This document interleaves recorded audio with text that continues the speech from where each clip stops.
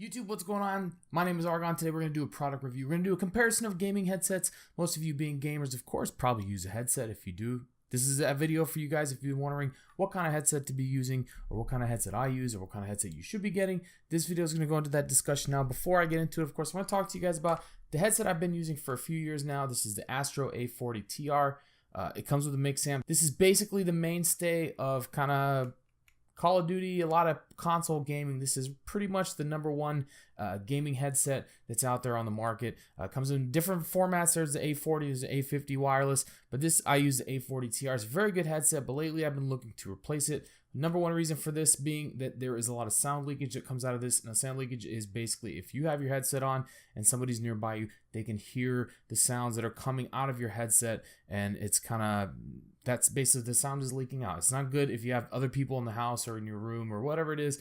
It disturbs them, and so I wanted to get something that had a little better sound leakage or less sound leakage. So I started looking into it, and basically, guys, I got into this market, basically went over to Best Buy, tried to see what they had, and so I kind of got a few different versions that we can compare. Now, these are all, they have a few things in common, but they also have a lot of differences. What they have in common, they're all kind of meant for gaming, which means they basically have microphones, they have some form of surround sound, and of course, they also run via USB, so you can chat through them. That's what the mic is for.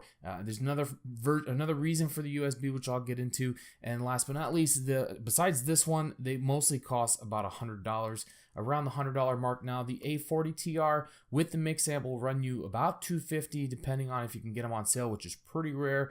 The headsets alone are $150. The mix amp is another $100. Now, the mix amp is very helpful, very useful. If you've ever had a mix amp, you know. I think the mix amp is really what makes the Astros as good as they really are.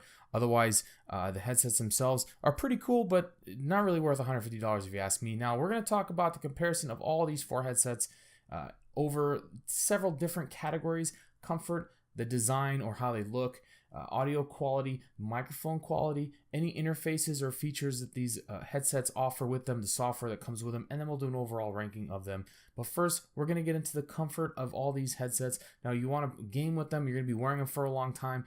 In kind of order of where they are in comfort-wise, I will kind of put the Plantronics as the number one headset for this.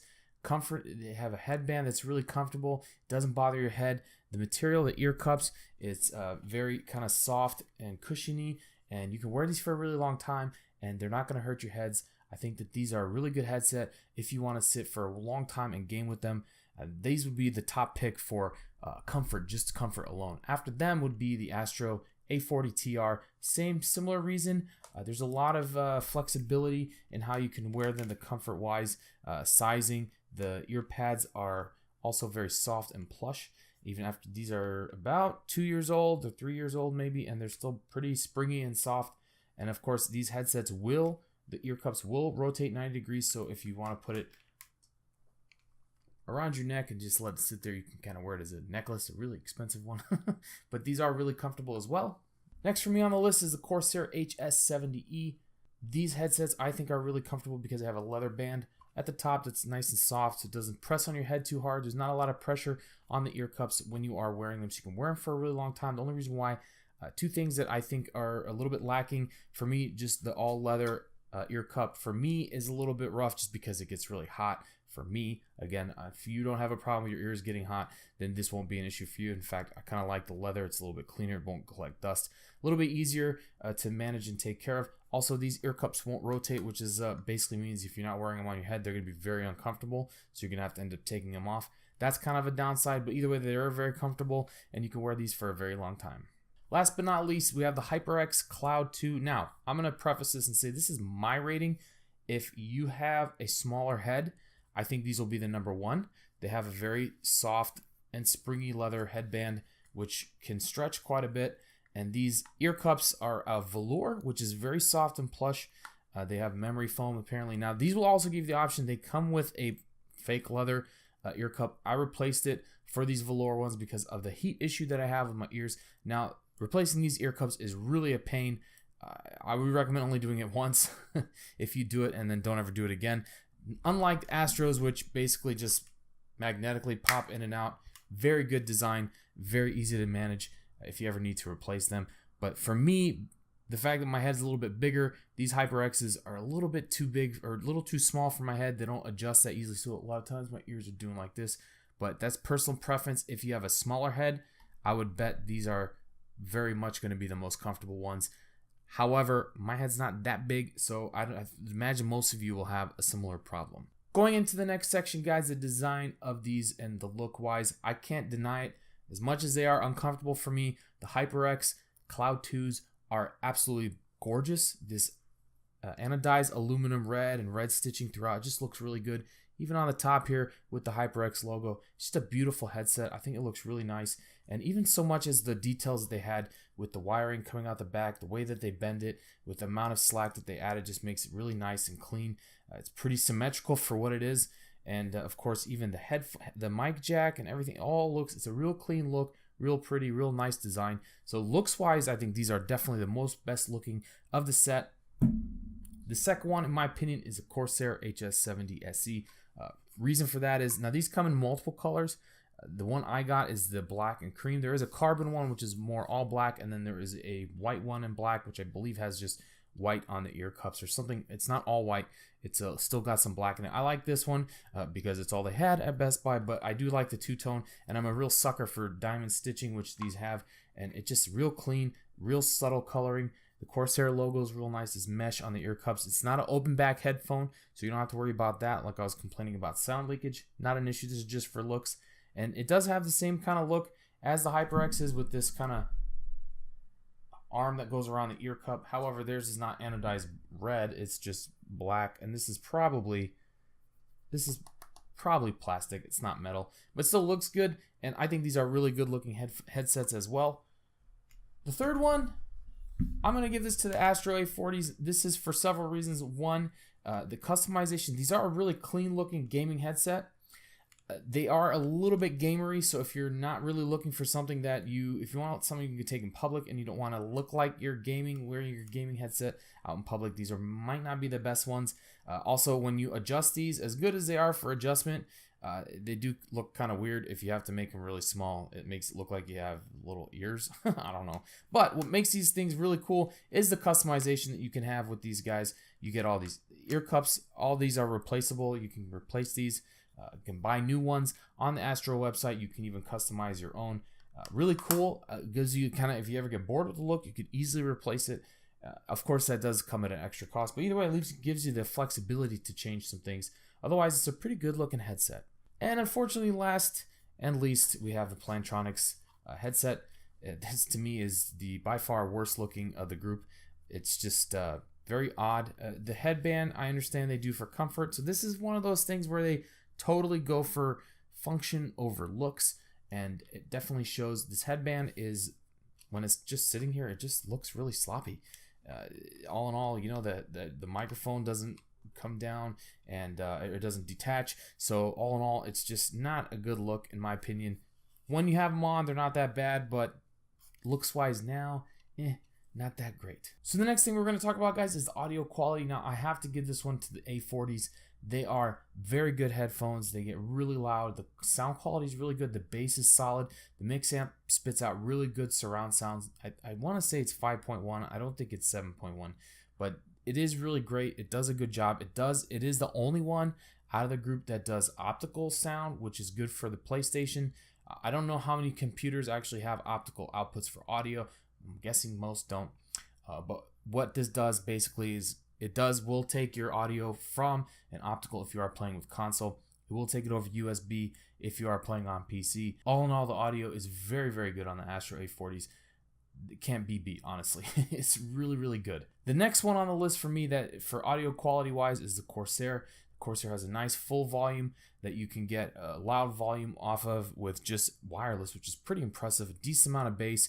I feel like for gaming, you need a good amount of bass just to get that immersion, especially if you play shooter games, which are going to have a lot of explosions and gunshots, which are really bass soundy and bass heavy. So if you're playing shooter games, you definitely want extra bass because it just gives you that better feel for the game. It just makes it more of a better experience. That's why I bring the Corsairs in at number 2. 2 reasons. One being the amount of bass that you get, and the other being how loud these actually get. But I have to go in and tie for the third place as the HyperX and the Plantronics couple reasons. They actually are exact opposites. However, they have pretty poor quality, in my opinion. The HyperX has a good, clean sound reproduction, but the volume's just not that loud, and the low end is really lacking.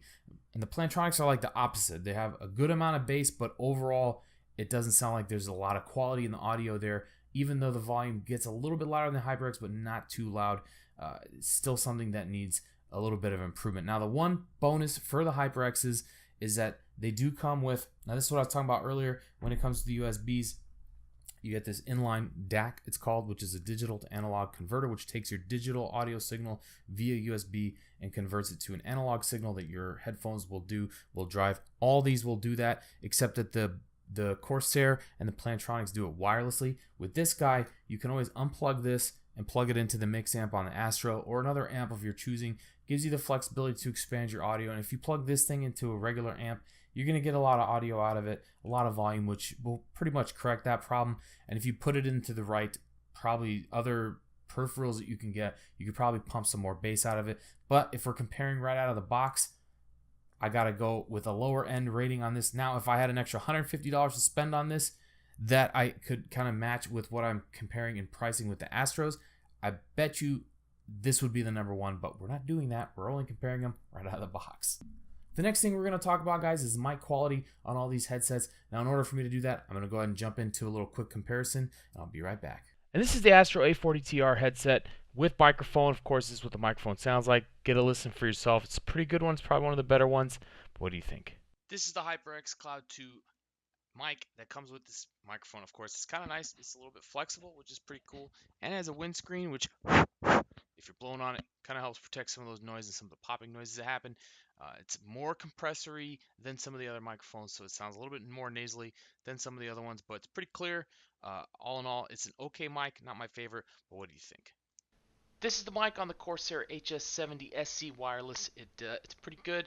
It doesn't have a windscreen, so if you blow on it, it does pick that up pretty badly, which is not good if you are kind of in the middle of a game and you're breathing out. If you breathe heavy, whatever it is, your teammates are going to hear it. So that's not the best. It would be nice if it came with a windscreen.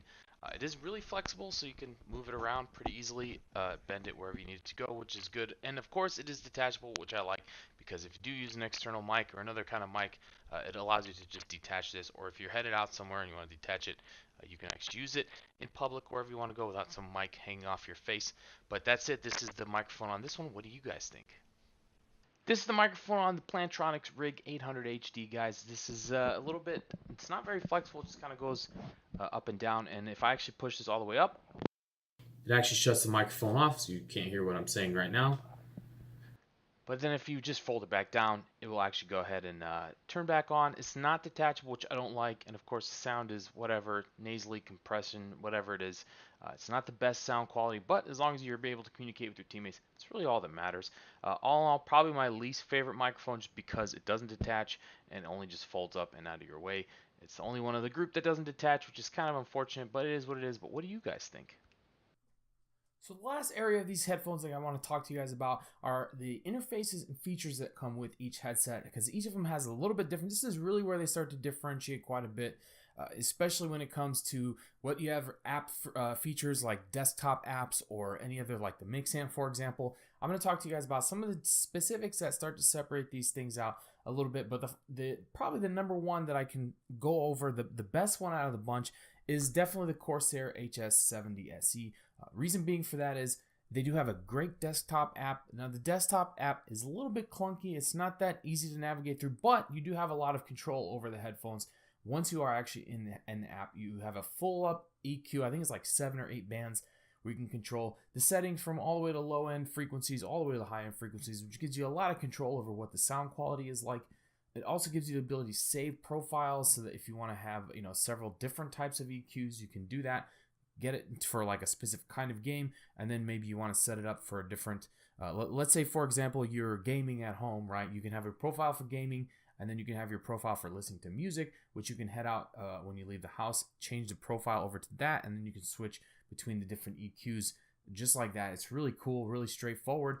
Once you get, it took me about 3 minutes to start learning how to do stuff. And also they do have 7.1 surround sound. You can switch back and forth between 7.1 and stereo, which is pretty cool. Now, all these surround sounds are simulated.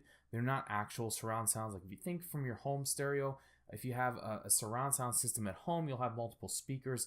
Basically, that's how real surround sound works. This is more like a sound bar for your house. If you have that, you can think about that where it's simulating sound, surround sound effects. It's definitely different than running stereo, but it's still pretty good. It's better than nothing. Of course, you're not going to have any headsets that actually have surround sound are not exactly the best because they're just not very good.